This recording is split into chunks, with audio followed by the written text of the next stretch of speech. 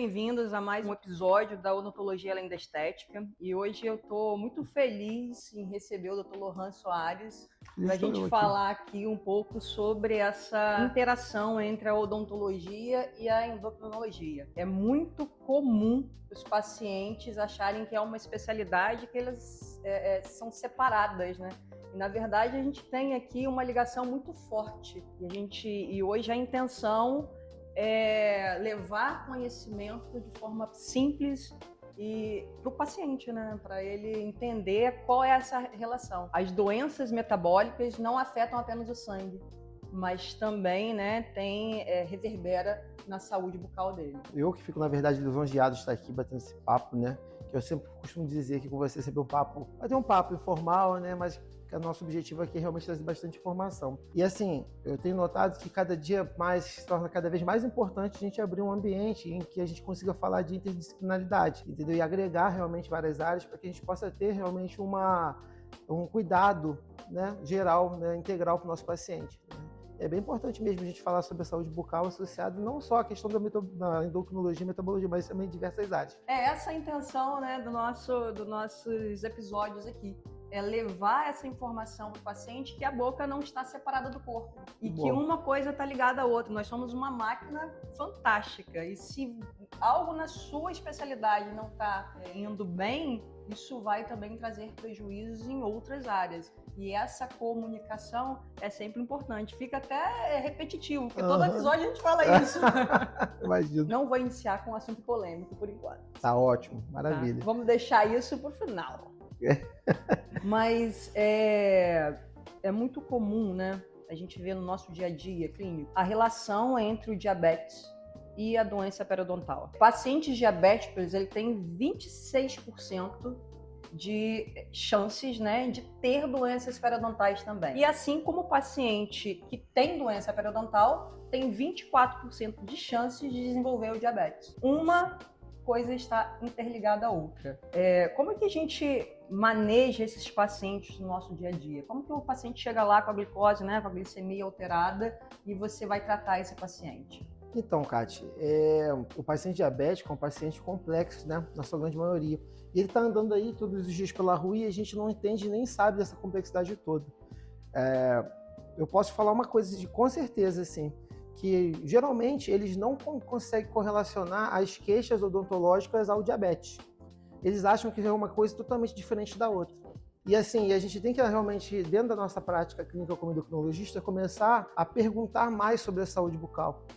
Porque muitos sintomas relacionados às queixas do paciente em geral mesmo, até mesmo sangramento gengival, ou até mesmo dificuldade da mastigação, perda do dente, realmente está relacionado a essa situação. Na nossa prática comum mesmo do consultório, a gente costuma abordar e trazer à luz do esclarecimento que é importante sim a gente fazer esse trabalho multidisciplinar e que a base dele também está em fazer o tratamento e trazer realmente o controle da glicemia para dentro das metas estimadas individualmente para cada um.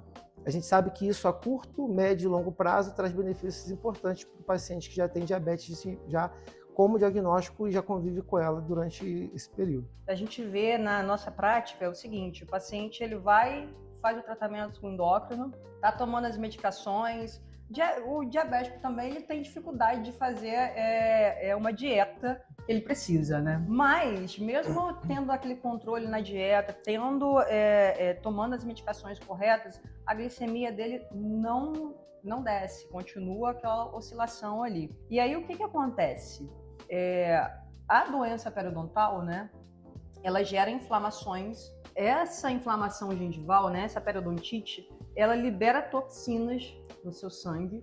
Essas toxinas inibem, né, a absorção da insulina. Consequentemente, né, o açúcar fica ali no sangue e isso faz com que a glicemia dele fique sempre alterada. E aí, quando a gente trata a periodontite, o paciente consegue regularizar a taxa dele da glicemia. Isso é verdade absoluta. Tanto é que até mesmo em situações de internação hospitalar de pacientes que têm realmente diabetes, a gente observa que o fator infeccioso ele é diretamente proporcional à glicemia do paciente. E detalhe, né? Na verdade é um mecanismo que se retroalimenta.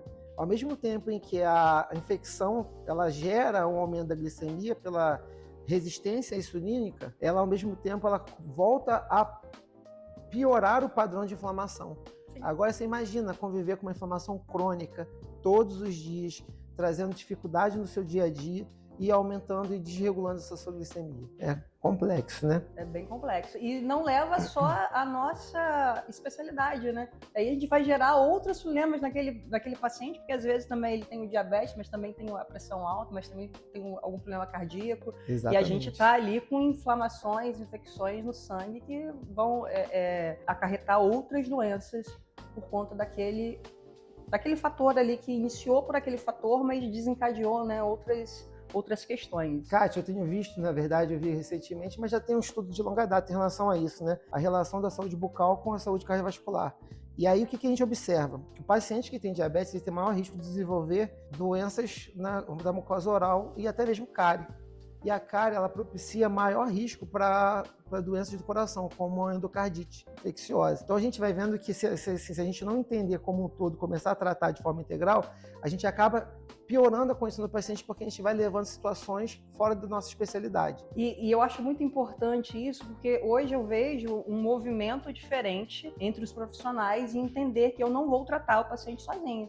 Eu preciso de você. E aí você vai chegar e encaminhar para um outro especialista para trazer uma qualidade de vida para aquele paciente ali e resolver o problema dele. Voltando a falar do diabetes, né? Eu estava até realmente revisando essa questão da interferência dela na saúde da mucosa oral. Até costumo brincar com os pacientes que eu falo que se diabetes fosse bom, seria angiobetes. Que diabetes são vários bins pequenininhos andando na circulação que a gente tem que tratar. Diminuir a questão da glicemia para controlar. E aí, o que eu percebi também, assim, quando a gente está em consultório? Às vezes o paciente apresenta umas lesões, assim, próximas à boca, e aí quando a gente observa, a gente pergunta, mas o que é ter alguma coisa na sua boca? E quando ele abre a boca tem aquela questão da candidíase, infestação por fungo, que deixa a gente bastante assustado, porque a gente correlaciona com outras patologias mais graves também, né? E aí a gente pensando assim, eu falei, caramba, como é que pode? E aí eu acabei de entender, né? A gente batendo um papo aqui no off, que está muito relacionado à questão da saliva, né? Sim. Explica pra gente como é que funciona essa questão. A saliva é um protetor natural do nosso corpo. Tá? Então, ela ajuda a manter a flora, né, a bactéria oral ali sadia.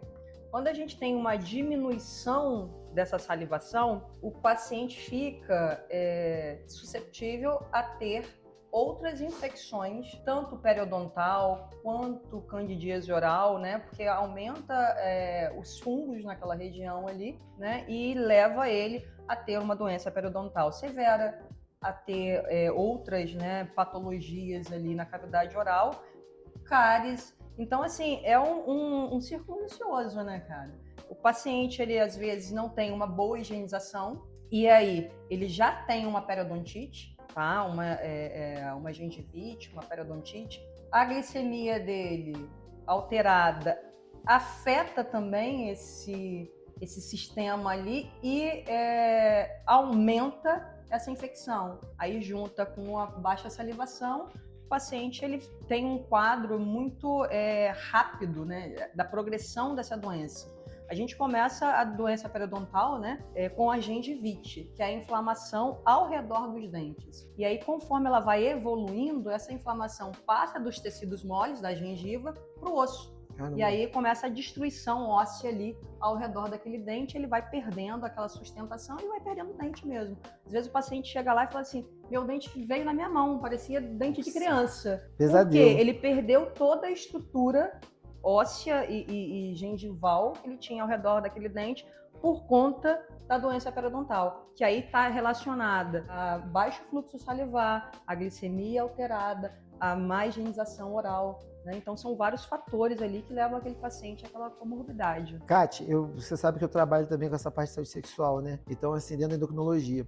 E assim, o que eu tinha observado é que tinha realmente uma condição que apresentava-se muito nos pacientes, que é a candidíase. Mais comum em mulher, né? Um pouco mais incomum no homem. Só que aí eu imaginava que estivesse relacionado à questão até mesmo da quantidade de açúcar que é eliminado na urina. Mas aí a gente observa que realmente o diabetes em si, ele faz uma alteração imunológica que ele torna a primeira barreira do corpo, né? A célula branca, que é o neutrófilo, incapaz, insuficiente. E aí isso aumenta o risco de infecção, né? Tanto na questão da área genital, como eu estou falando, né?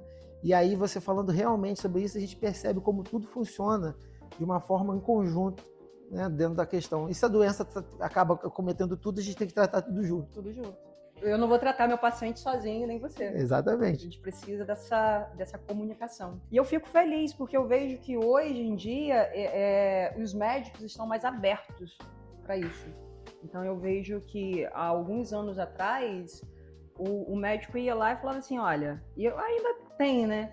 Eu vou tratar aqui o meu paciente, vou tratar a minha área, eu não tô nem aí pro outro. Exatamente. O paciente que tem que ir buscar a informação, que tem que ter... Aí quando o paciente tem algumas queixas que levam a ele a começar a tratar ali, o negócio tá bem evoluído, né? Kátia, eu acho que a gente tem tanto assunto que se a gente for botar tudo em pauta, a gente vai virar uma temporada de Lost, né? Vai virar Lost, enfim, essas temporadas. Eu acabei de me lembrar aqui também que a gente, dentro da questão de doenças metabólicas, a gente tem uma doença realmente que traz realmente muita alteração odontológica, que é o hipertiroidismo. Porque assim, o hipertiroidismo, ela é uma doença que se estabelece pelo excesso do hormônio tiroidiano, né? E ele é basicamente o que controla o metabolismo do nosso corpo todo, no geral. Mas ele, principalmente, ele trabalha dentro da questão do metabolismo ósseo também. Então, se a gente entende que uma pessoa que faz uso pode ser externo de hormônio tiroidiano como T3, T4, ou até mesmo tem a doença propriamente instalada, ela tem um risco maior de desenvolver osteoporose por causa desse consumo ósseo, a gente também subentende também que pode acontecer a mesma coisa na cavidade oral. Mas fala pra gente um pouquinho se tem correlação. Total.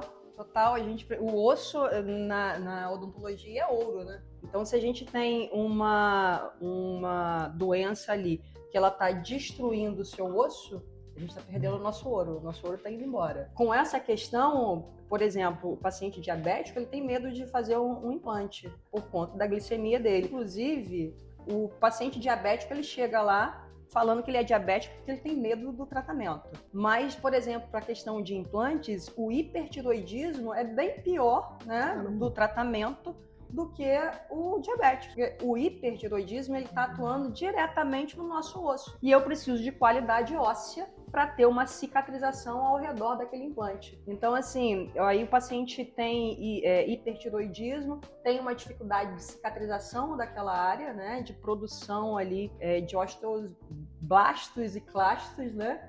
E aí a gente faz o implante ele não cicatriza, ou seja, não forma osso ao redor daquele implante. Aí ele começa a falar assim, eu fiz um implante e o meu implante foi rejeitado. Entendi. Eu costumo falar para os meus pacientes que isso não existe, não é rejeição. O que eu preciso ao redor daquela região, né, daquele implante, é a cicatrização óssea. E se tem alguma doença ou algum medicamento, porque a gente tem muitos medicamentos aí que fazem essa interação, né? Não existe a cicatrização óssea ao redor daquela região e, consequentemente, ele acaba, né, perdendo aquele implante. Nossa, que interessante. Nunca imaginei que tinha uma relação tão direta, era tão importante. Sim. Primeiro ele perdeu o dente, né?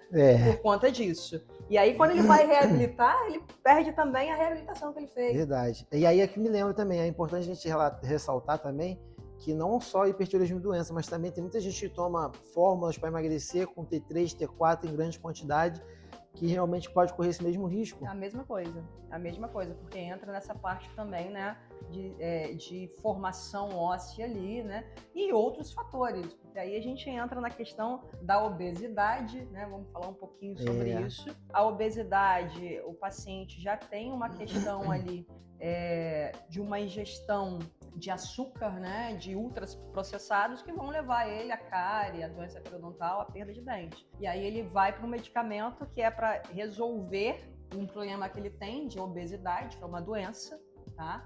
E aí essa doença essa medicação vão trazer outras doenças também. A gente precisa, né, intervir naquele paciente para que diminua os efeitos colaterais tanto da doença quanto da medicação. É importante a gente falar sobre isso porque, às vezes, aquele acesso que o paciente tem, às vezes uma dificuldade com o acesso ao endocrinologista ou até mesmo uma questão do desespero, da perda rápida, faz ele tomar algumas medidas extremas, né, e sem acompanhamento. Eu acho importante a gente falar sobre isso porque está muito relacionado e eu acredito que ninguém queira perder o dente, né, emagrecer, ficar magrinho sem dente. Sem dente. Vou ficar com shape em dia, mas banguela? Não, pois né? Sorriso tímido, né? Agora nós vamos entrar num assunto polêmico, né? Gosto de assuntos polêmicos. Recentemente, a Anvisa liberou para os cirurgiões dentistas a prescrição de canetas emagrecedoras. Existem algumas regras para essa prescrição, né, mas está liberado. Vamos falar um pouquinho do que são as canetas emagrecedoras, né, e como que ela atua no nosso corpo, tanto de efeitos benéficos, né, contra os efeitos colaterais dela. Vai falar de uma forma bem clara para a população em geral entender, porque na verdade essa questão do uso das canetas emagrecedoras tem sido tanto prescritas até mesmo agora pelo cirurgião dentista, mas também as pessoas estão buscando acesso pelo mercado negro. Está virando uma área de comércio importante, na verdade, dentro do Brasil, né? De maneira ilegal. Quando a gente fala em canetas emagrecedoras, a gente fala basicamente sobre análogos de GLP-1. O que vem a ser isso? São medicamentos que inicialmente foram criados por controle do diabetes. São drogas que vão atuar contra o diabetes. E aí, por consequência, a gente conseguiu identificar com o tempo que apresentavam um efeito positivo na questão da perda de peso. Por isso que trouxe esse boom, essa avalanche de informações e de desejos atrás dessas maravilhosas canetinhas, né? E hoje, basicamente, a gente tem duas, né? A gente tem, basicamente, duas substâncias, que é uma é a semaglutida, que é um análogo de GLP-1 unicamente, né? Que a gente pode falar dessa forma, e a tirzepatida, que a gente até conhece pelo nome comercial de Mounjaro, que é um agonista duplo, que além do GLP-1, ele faz ação sobre o GIP. O que basicamente o GLP-1 faz? Ele é um medicamento que faz um controle glicêmico, tá? Através de umas enzimas que tem lá no intestino, na questão de liberação e controle da glicemia através da insulina. E já o agonista duplo, ele tem, além desse efeito que também o GLP-1 tem, de diminuir a questão do esvaziamento gástrico, ou seja, deixar o alimento mais tempo ali no estômago, no intestino, que faz esse efeito justamente de liberação de insulina, ele é um regulador também de secreção de insulina pelo pâncreas. Então, por isso que a gente tem essa função dele, que é assim, excepcional para o controle do diabetes e também o controle do peso. Lembrando que são drogas extremamente seguras, né? Tem várias assim, indicações específicas para o paciente. A gente hoje em dia sabe que muda realmente a vida do paciente. Eu, como endocrinologista e também como paciente que luta contra a obesidade durante toda a vida, a gente entende a importância realmente de um medicamento desse, né, pra gente. Mas agora eu vou te devolver a pergunta. O que você acha, como profissional da odontologia, em relação a essa questão da prescrição feita pelos colegas? É bem polêmico mesmo isso, né? Eu acho que, como você falou, é uma droga segura, mas eu acho que é segura quando você sabe exatamente a dosagem que aquele paciente precisa tomar e os efeitos colaterais que aquele paciente vai ter por conta daquele uso. E, na minha opinião, tá? Prescrever é diferente de assinar um receituário. Quando eu prescrevo uma medicação, eu preciso entender exatamente a função dela naquele organismo e todos os efeitos que ela pode causar naquele paciente para poder reverter esse quadro. Então, eu acho que, como você disse ali, essas canetas emagrecedoras, no início, ela tinha uma função, né? E continua tendo a função para regularização do diabetes, correto? Correto. E aí viu que também ela tem uma outra funcionalidade, que é a perda do peso, que também controla a glicemia. Ou seja, quantas coisas ela não alterou no organismo do paciente para ter aquele efeito benéfico.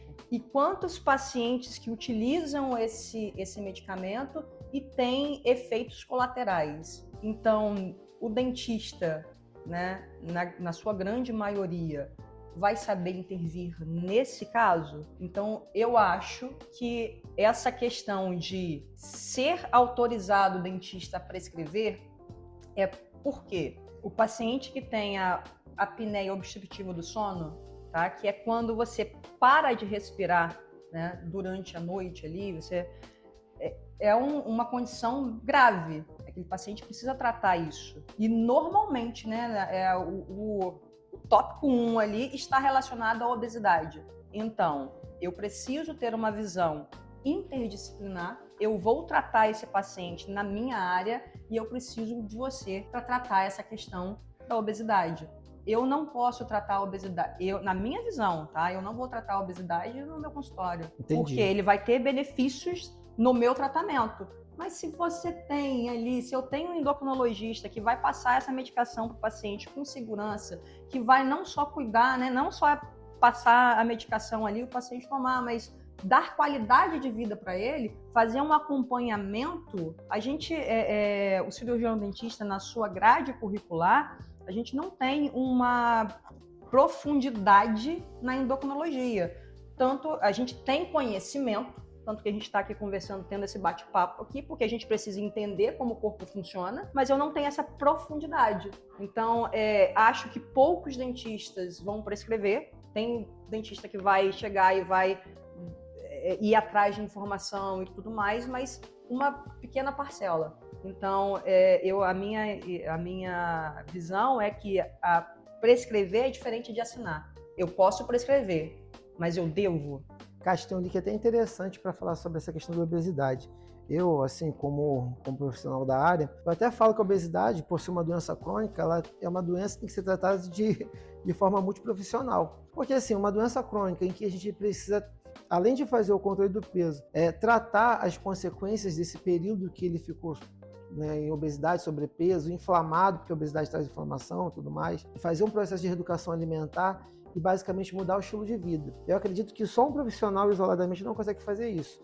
Então, assim, realmente a questão do uso dessas canetas emagrecedoras, elas trazem uma resposta positiva. Até às vezes a gente chama de não é longo prazo nem curto, é médio prazo, uma resposta muito rápida em relação a isso, que eu acredito que realmente diminua essa questão da apneia obstrutiva do sono. Só que a partir do momento que a gente interrompe o uso, os estudos já estão aí, já comprovam. A grande parte da população que não se adequa, exatamente, que não faz a mudança de estilo de vida e não está acompanhado, faz o reganho. E aí, consequentemente, vai voltar para aquele padrão anterior. Por isso, a importância desse trabalho multidisciplinar, porque eu vou tratar, né, a apneia, tá? A apneia está ligada à obesidade, você vai tratar a obesidade. Mas o que mais está ligado à obesidade que esse paciente precisa tratar? Ele precisa ter um nutricionista para adequar a dieta dele, ele precisa de um fisioterapeuta, muitas das vezes, porque todas as articulações vão embora. Eu já pesei 135 quilos. Eu sei o que é ser obeso. Eu costumo dizer que eu carregava o botijão de gás e o galão de água nas costas o dia inteiro, para baixo e para cima. Eu tenho problemas nas minhas articulações. Eu tenho, meu joelho dói, meu joelho grita. Porque hoje eu estou num peso legal, né? Mas a minha vida inteira, há 30 anos da minha vida, eu fui obesa. Então, quais as minhas consequências ali, fisiológicas, em todo o meu corpo? Então, eu acho que é importante essa comunicação ali e tratar um paciente como um todo. Então, estamos chegando ao final de mais um episódio.